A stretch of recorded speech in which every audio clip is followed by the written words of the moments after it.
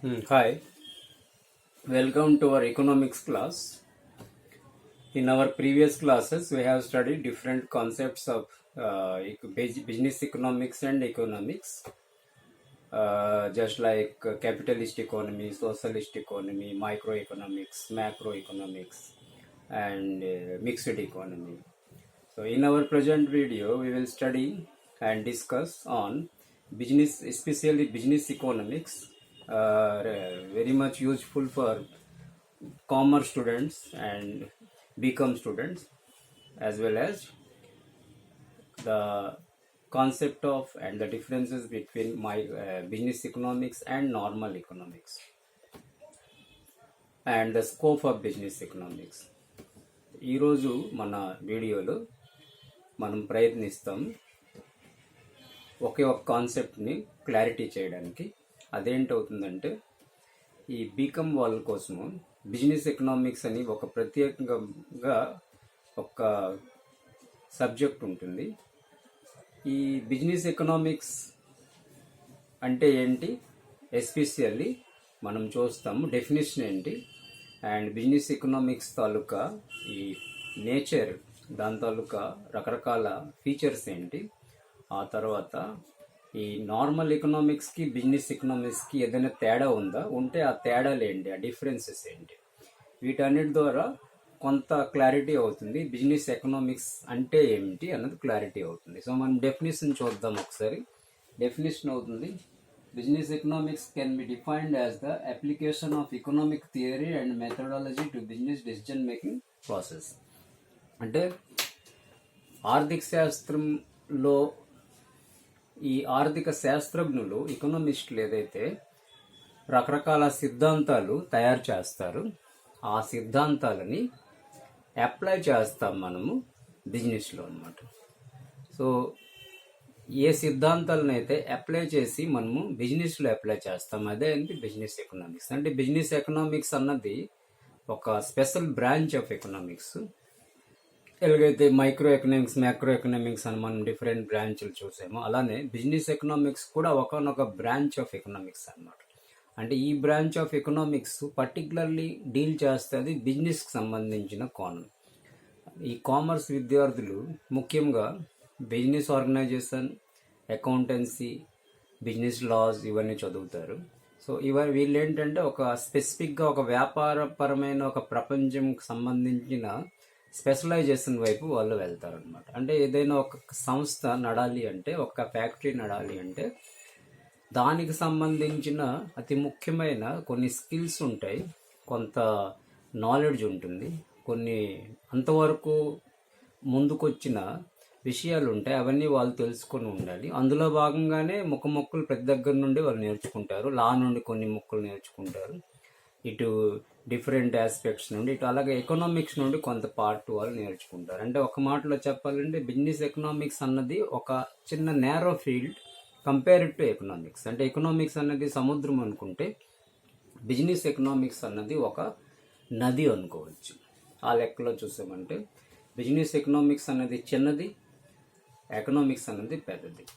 లేదా business economics అన్నది ఒక మైక్రో అనుకోవచ్చు, అండ్ ఎకనామిక్స్ అన్నది ఒక మ్యాక్రో అనుకోవచ్చు. కాబట్టి మన డెఫినేషన్లో ఏం చెప్పారంటే, ఏదైతే సిద్ధాంతాలు ఉన్నాయో ఎకనామిక్స్లో, ఏవైతే సిద్ధాంతాలు మనము తయారు చేసాము, అంటే మనము కాదు, ఆర్థికవేత్తలు ఆ గత కాలం నుండి ఈ కాలం వరకు తయారు చేసుకుంటూ, రాసుకుంటూ, రీసెర్చ్ చేసుకుంటూ వస్తున్నారు.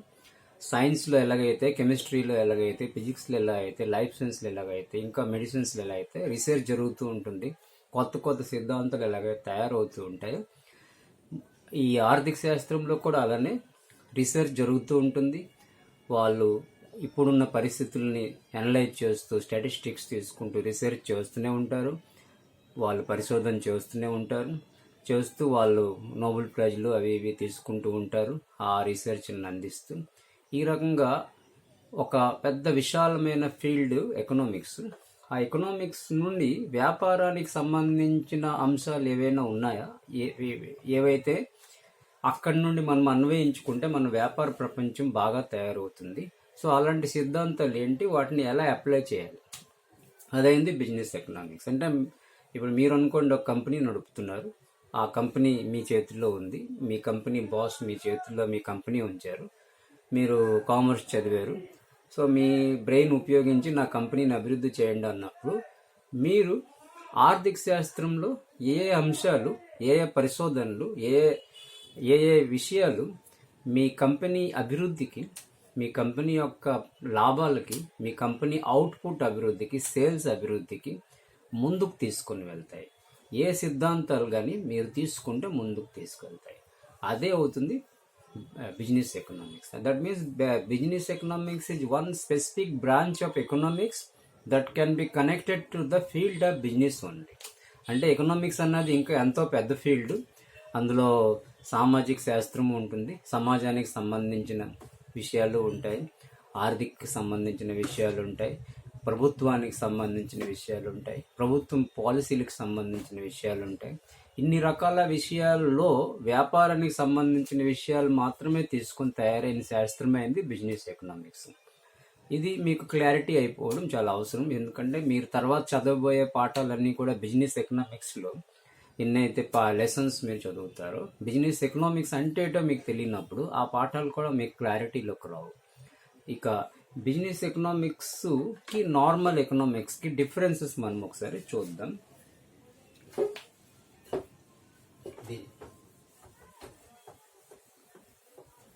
Business economics and normal economics. Business economics, normal economics.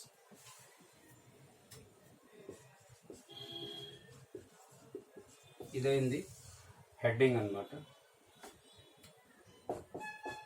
Number 1 రాసాము, యూటిలైజేషన్ ఆఫ్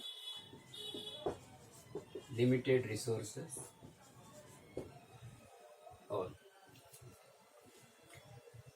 ఇక్కడ ఎకనామిక్స్ రాస్తాము, ఇక్కడ బిజినెస్ ఎకనామిక్స్ రాస్తాము. యూటిలైజేషన్ ఆఫ్ లిమిటెడ్ రిసోర్సెస్ ఇదైంది.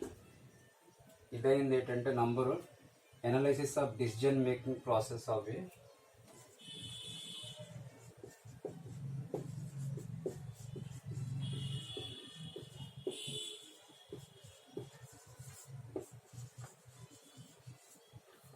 ఏ ఫర్మ్.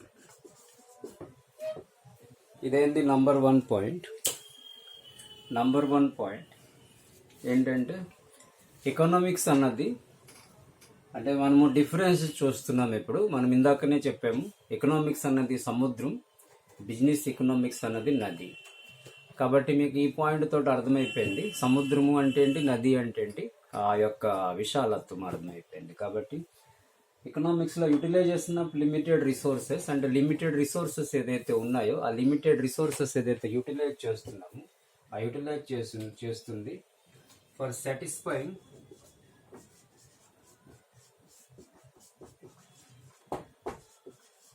Unlimited wants.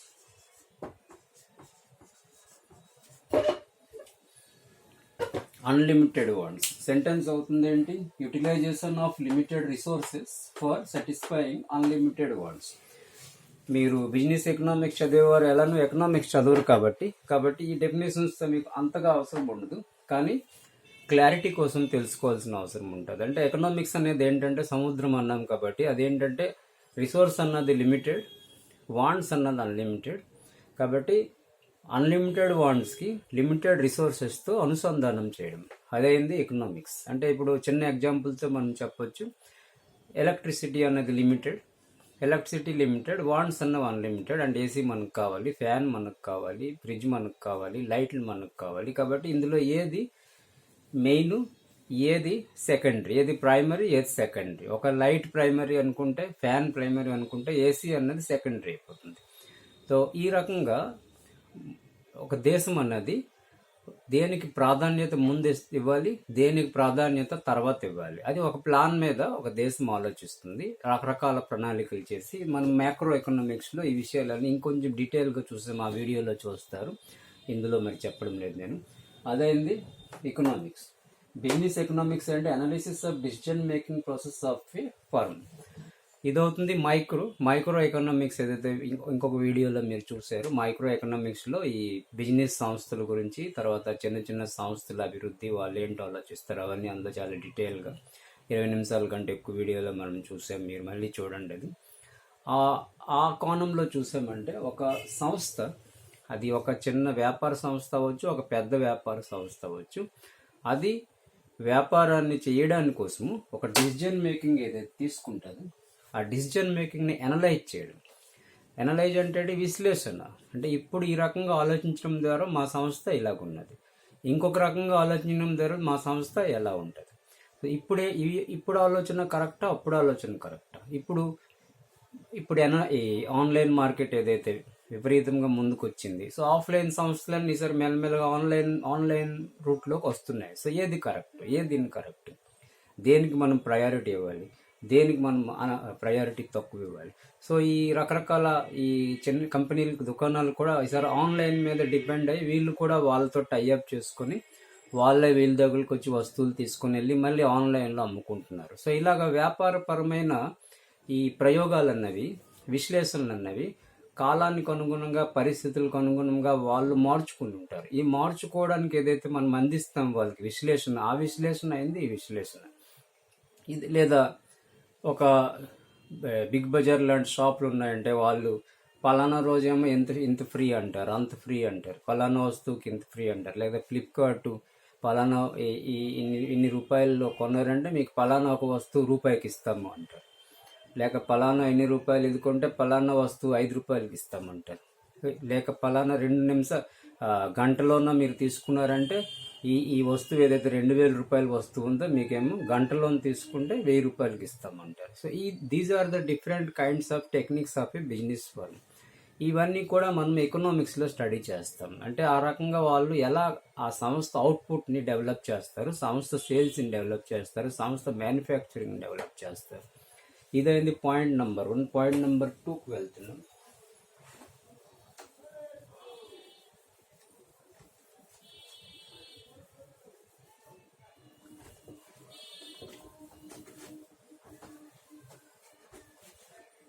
ఇది థియరీ పార్ట్.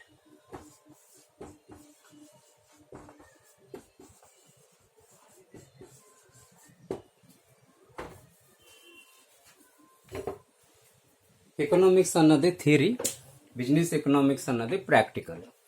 అంటే ఎకనామిక్స్ అన్నది సముద్రం, బిజినెస్ ఎకనామిక్స్ అన్నది నది అన్నాం మనం. దానికి బట్టి ఏంటంటే ఎకనామిక్స్ అన్నది ఒక థియరీ పార్ట్. అంటే ఆర్థికవేత్తలు రకరకాల అంటే రీసెర్చ్ మెటీరియల్ పట్టుకుని వాళ్ళు దాని మీద మళ్ళీ రీసెర్చ్ చేస్తూ, అప్పుడున్న వ్యాపార ప్రపంచం మీద రీసెర్చ్ చేస్తూ వాళ్ళు కొత్త సిద్ధాంతాలు వాళ్ళు తయారు చేస్తారు. దాని తర్వాత ఇంకా రకరకాల అవార్డులు కూడా వాళ్ళు దొరికిపోతుంటాయి. అదేవిధంగా బిజినెస్ ఎకనామిక్స్ అన్నది ఏంటంటే ప్రాక్టికల్. బిజినెస్ ఎకనామిక్స్లో ఈ థియరీలు ఎవరు తయారు చేయరు.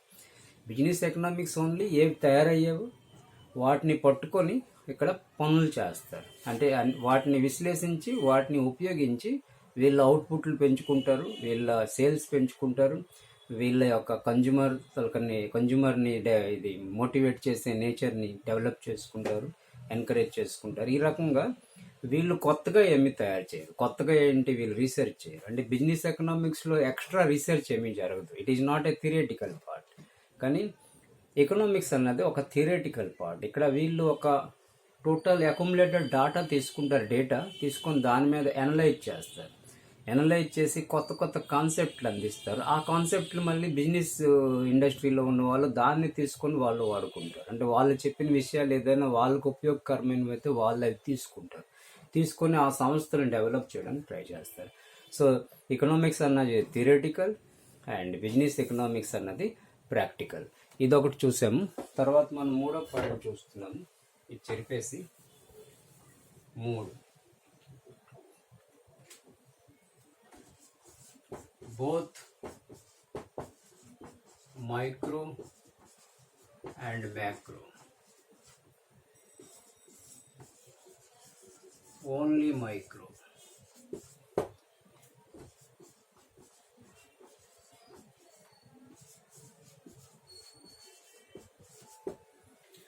అంటే ఎకనామిక్స్లో గత 2 వీడియోల్లో మనం చూసాం ఎకనామిక్స్లో మైక్రో పార్ట్ ఉంటుంది, మ్యాక్రో పార్ట్ ఉంటుంది. మైక్రో అంటే మీరు ఆ వీడియోలో చూసారు, మ్యాక్రో అన్న కూడా గత వీడియోలో చూసారు. అది మళ్ళీ మీరు చూసారంటే మీకు ఇంకా క్లారిటీ అవుతుంది. అంటే ఎకనామిక్స్ అన్నది బోత్ మైక్రో అండ్ మ్యాక్రో, కానీ బిజినెస్ ఎకనామిక్స్ అన్నది ఓన్లీ మైక్రో పార్ట్. అంటే బిజినెస్కి దేశం తాలూకా అభివృద్ధితో సంబంధం లేదు. నువ్వు ఒక బిజినెస్లో నడుపుతున్నావు, లేక నువ్వు ఒక బిజినెస్ సంస్థలో పనిచేస్తున్నావు, ఒక ఫ్యాక్టరీలో పనిచేస్తున్నావు అంటే ఆ ఫ్యాక్టరీకి ఆ దేశం తాలూకా జాతీయ ఆదాయం ఎంత ఉన్నది దాంతో పని లేదు. ఆ ఫ్యాక్టరీకి ఆ దేశంలో ఉన్న ఎంప్లాయ్మెంట్ జనరేషన్ ఎలాగ ఉంటుందో దాంతో పని లేదు. ఆ బిజినెస్కి దేశంలో ఈ ఇన్ఫ్లేషన్ ఎలా ఉంది, డిఫ్లేషన్ ఎలా దాంతో అది పని లేదు. దాని వ్యాపారము, దాని అవుట్పుట్, దాని ఇన్పుట్, దాని రా మెటీరియల్స్, దానికి సంబంధించిన ఈ వర్కర్స్, వాళ్ళ వేజెస్, వాళ్ళ తాలూకా శాలరీస్, వాళ్ళ రకరకాల గొడవలు, వాళ్ళ రకరకాల సమస్యలు, అవి పరిష్కారాలు. వీటితోటే వాటి బ్రెయిన్ అందులోనే ఉంటుంది. అంతకు మించి వాళ్ళు ఆలోచించరు. కాబట్టి ఇది only micro. Business economics is connected to only microeconomic policies, and economics is connected to both micro and macroeconomic policies. That means normal economics deals with both micro and macroeconomic policies, and business economics deals with only micro policies. ఎందుకంటే ఇంతకుముందు మనం micro economics వీడియోలో కూడా చూసాము. Micro economics అంటే ఒక సంస్థ లేక ఒక వ్యక్తి, ఆ వ్యక్తికి సంబంధించిన రకరకాల హ్యాబిట్స్, కన్జ్యూమరిస్ట్ హ్యాబిట్స్, అతని తాలూకా వాటి అండ్ సంస్థలకు సంబంధించిన రకరకాల సమస్యలు లేక వాటి యొక్క ఆలోచనలు ఇదే చూసాము. మ్యాక్రోలో చూసామంటే మొత్తం ఇతర జాతీయ ఆదాయాలు, ఇన్ఫ్లేషన్లు రకరకాలు చూసాము. ఆ లెక్కలో ఇక్కడ కూడా సేమ్ అదే మన కాన్సెప్ట్ వస్తుంది. నార్మల్ ఎకనామిక్స్ అన్నది మైక్రో అండ్ మ్యాక్రో రెండు ఉంటాయి. బిజినెస్ ఎకనామిక్స్ అన్నది ఓన్లీ మైక్రో ఉంటుంది. Next point,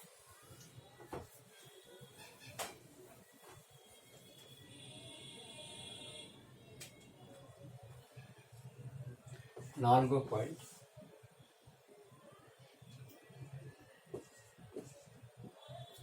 economics broader.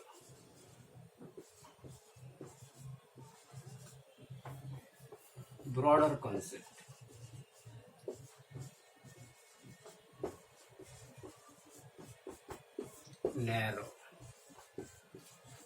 Narrow concept.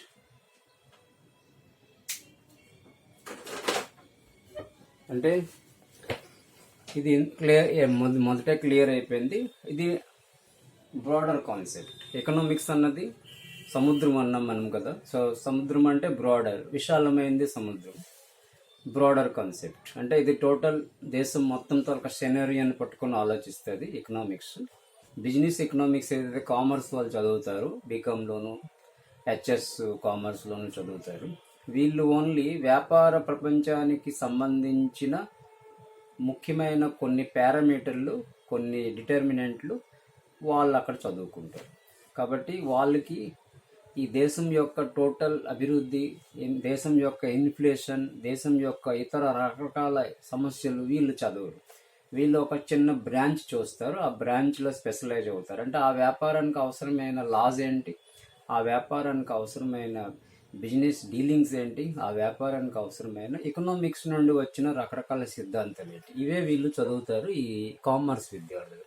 మరి డైరెక్ట్గా ఎకనామిక్స్ చదివే వాళ్ళు ఏం చదువుతారంటే ఇవన్నీ చదువుతూ కూడా వాళ్ళు ఎక్స్ట్రా మ్యాక్రో పాలసీస్ సంబంధించిన రకరకాల విషయాలు, సిద్ధాంతాలు, హైపోథెసిస్, ఫిలాసఫీలు ఇవన్నీ కూడా చదువుతారు వాళ్ళు. కాబట్టి ఇది సముద్రం అన్నాం, అదేమో చిన్న నది అన్నాం, కారణం అదే. సో ఇది బ్రాడర్ అయింది, ఇది నేరోవర్ అయింది. నెక్స్ట్ పాయింట్ అవుతుంది, ఐదో point,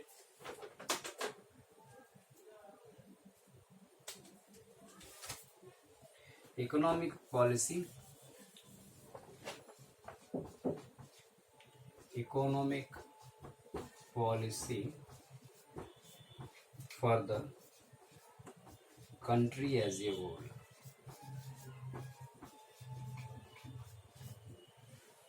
Next point, managerial policy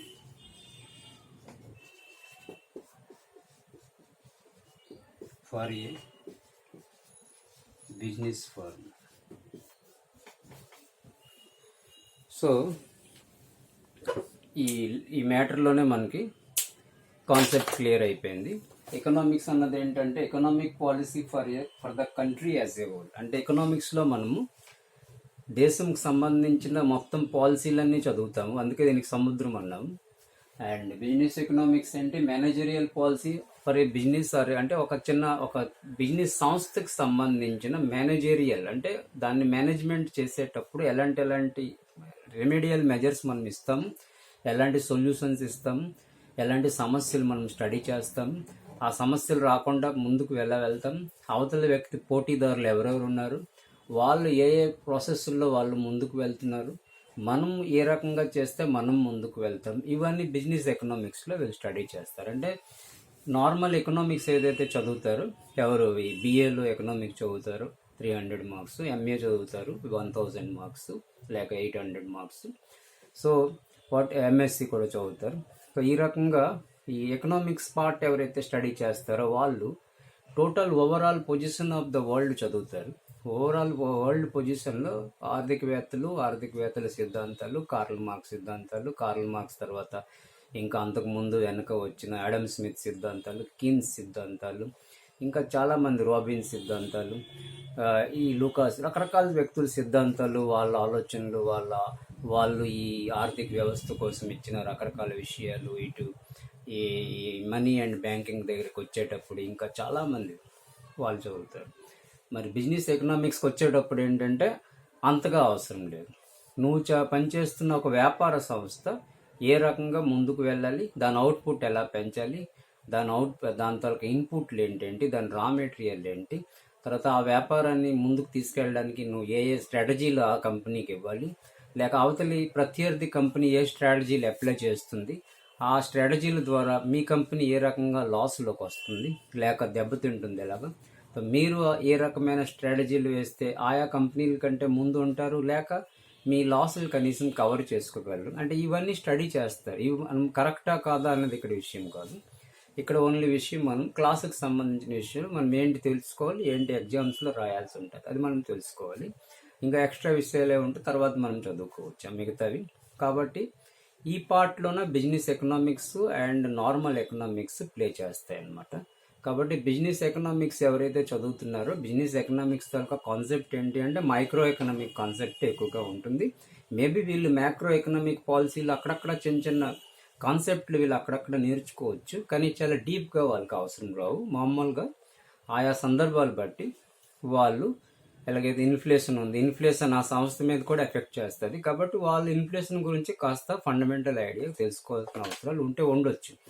కానీ డీటెయిల్గా macro level policy making, decision మేకింగ్లో వీళ్ళ సిలబస్లో అంతగా ఉండవు. కాబట్టి business economics deals with only the decision making of a business or a firm, and economics, that means normal economics, deals with the broader economic scenario of a particular country. ఇది అవుతుంది ఈ రెండింటితో డిఫరెన్స్.